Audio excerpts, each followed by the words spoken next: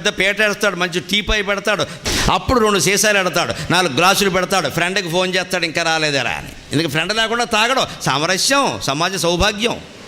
ఒకటి తాగకూడదు, పిలుస్తాడు, అప్పుడు కూర్చుని యా అని అరుస్తారు చూడండి. ఇలాగా 39 కేజీలు తగ్గిన అనుభవంతో చెప్తున్నా. నువ్వు ఫ్యాట్ లాస్ అవ్వాలంటే స్ట్రెంత్ ట్రైనింగ్ చేయాలా లేదా కార్డియో చేయాలా? Day 4 of 75 days. కార్డియో చేయడం వల్ల హార్ట్కి మంచిదే, అలాగే చేసేటప్పుడు స్వెట్ కూడా బాగానే వస్తుంది, నీకు మంచి ఫ్రెష్ ఫీల్ కూడా అనిపిస్తుంది, అలాగే నీ బాడీ వెయింగ్ స్కేల్ మీద నంబర్స్ కూడా తగ్గుతాయి. కానీ ఫ్యాట్ లాస్ లో కార్డియో ఒక్కటే చేయడం వల్ల నువ్వు మజిల్ లాస్ కూడా అవుతావు. అదే నీ ఫ్యాట్ లాస్ జర్నీలో స్ట్రెంత్ ట్రైనింగ్ యాడ్ చేయడం వల్ల మజిల్ బిల్డ్ అవుతుంది, మజిల్ ఉండడం వల్ల నీ మెటబాలిజం కూడా బాగుంటుంది. స్ట్రెంత్ ట్రైనింగ్ వల్ల నువ్వు రెస్ట్ తీసుకున్నప్పుడు కూడా నీ బాడీ క్యాలరీస్ని బర్న్ చేస్తుంది. నీకు ఫ్యాట్ లాస్ మంచిగా జరగాలంటే only strength training or only cardio ఒక్కటే చేయడం వల్ల యూజ్ ఉండదు. రెండింటిని ఒక కాంబినేషన్లో చేస్తూ క్యాలరీ డెఫిషియెంట్ని మెయింటైన్ చేయాలి.